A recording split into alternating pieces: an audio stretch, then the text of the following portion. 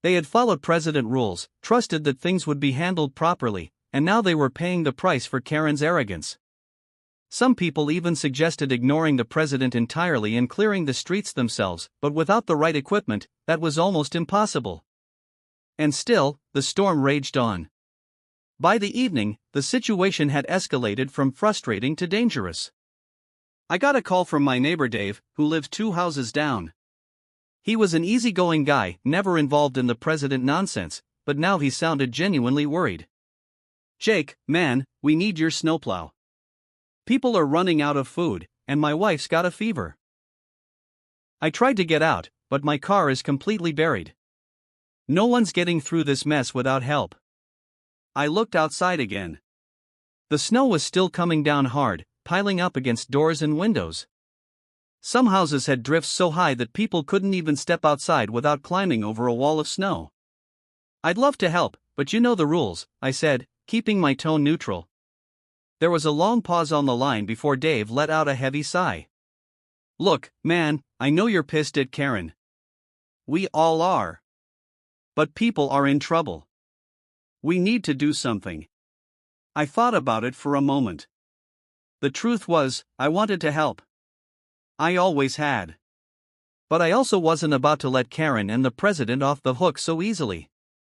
If I went out there now, cleared the roads, she'd take the credit.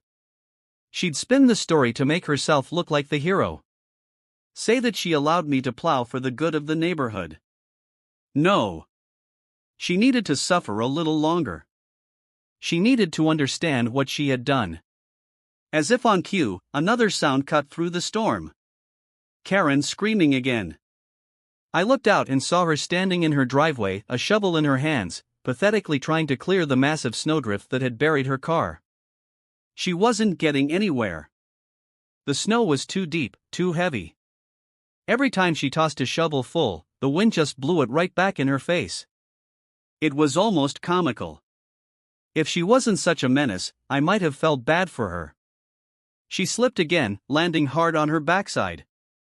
I could see her face twist in rage as she pulled out her phone. A few seconds later, another message popped up in the chat.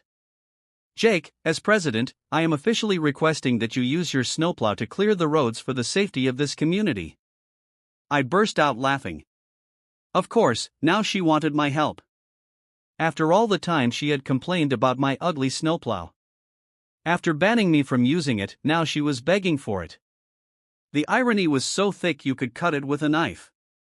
I took a deep breath, then typed out a simple response.